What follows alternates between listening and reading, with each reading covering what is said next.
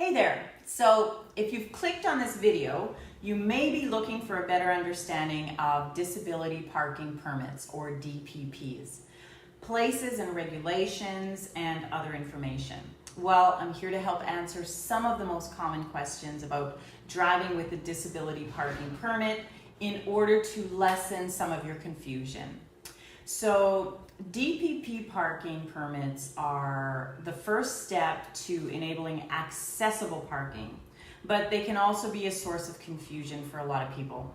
Understanding how these permits work and also how they should be used is a really important part of making sure that everyone has equal access to parking.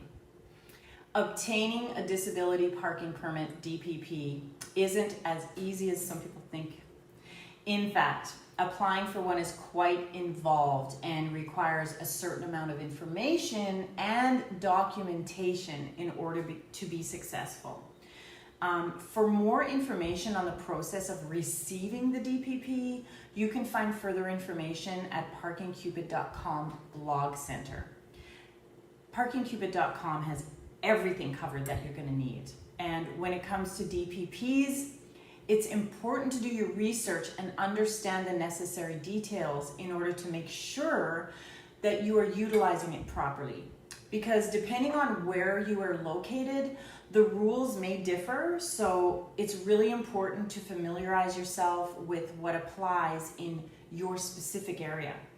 Once you have a better understanding of the regulations, you can more confidently use your permissions appropriately.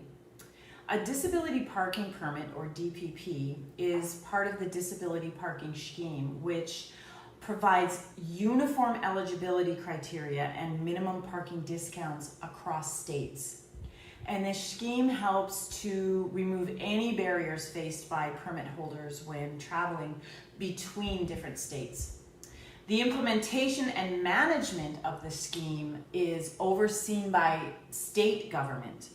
And so for more information regarding the application process, cost, eligibility, and usage requirements for permits in your state, please contact the relevant government body. They'll be able to answer any questions you may have about obtaining the permit. So once you get your permit, permit holders can park in areas designated for them, displaying the international symbol of access. And when a sign or a meter displays a certain time limit in public parking areas, you will abide by that. However, permits can only be used while the permit holder is being transported by the vehicle, so keep that in mind. The number and expiration date of the permit must be clearly visible from the outside of the vehicle. So who is eligible for a disability parking permit? Are you qualified to receive a federal DPP? According to various disability parking schemes, not everyone is entitled to one.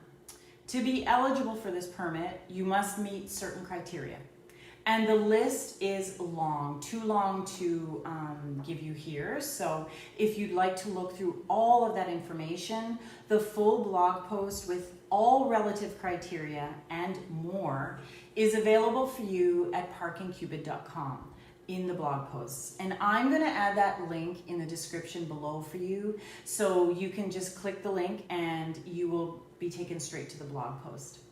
So now let's take a quick look into how to apply for your DPP. The DPP has evolved significantly since it was first introduced, with 3 major versions now available.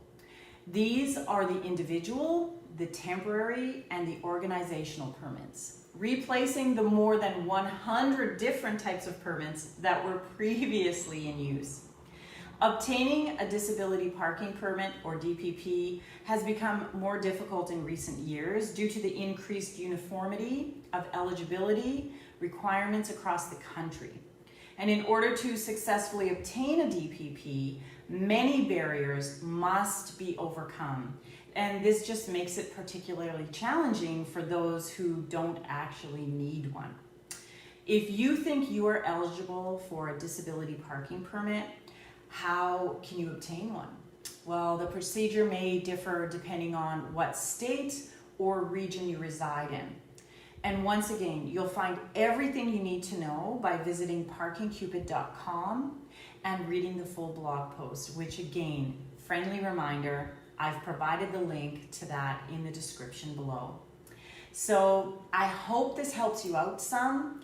And remember, parkingcupid.com has all your information. They have tips and tricks for securing convenient and cost-effective parking, either at home or while traveling. So why not visit parkingcupid.com now? The link is right there for you.